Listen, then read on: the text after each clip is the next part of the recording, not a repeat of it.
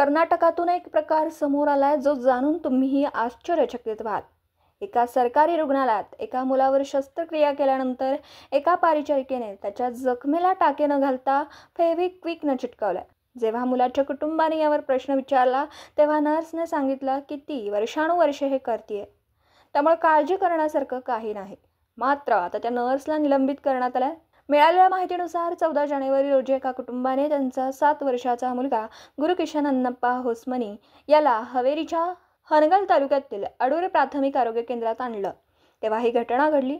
मुलाच्या गालावर जखम होती आणि खोल जखमेतून खूप रक्तस्राव होत होता। मुलाच्या जखमेवर टाके घालण्याऐवजी नर्सने फेविक्विकचा वापर केला। मुलाच्या पालकांनी नर्सला याबद्दल विचारणा केली तेव्हा तिने सांगितलं की टाके मुलाच्या चेहऱ्यावर एक चिन्ह सोडतील।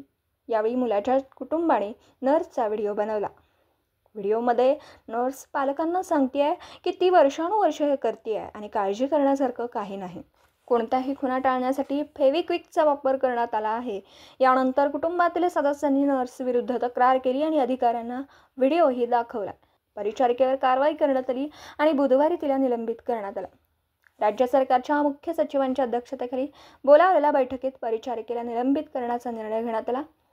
आरोग्य आणि कुटुंब कल्याण सेवा आयुक्तांच्या कार्यालयाने जारी केलेल्या निवेदनात म्हटलंय की फेविक्विक हा एक चिकटवता येत आहे ज्याचा वैद्यकीय वापर नियमानुसार परवानगी नाही। या प्रकरणात मुलावर उपचार करण्यासाठी फेविक्विक वापरणाऱ्यांवर स्टाफ नर्सला निलंबित करण्यात आलंय आणि चौकशी सुरू आहे। यापूर्वी परिचारिकेची बदली करण्यात आली होती, ज्यामुळे कुटुंबातील सदस्यांमध्ये संताप निर्माण झाला होता। तथापि आता नर्सला निलंबित करण्यात आलंय आणि मूल देखील निरोगी आहे।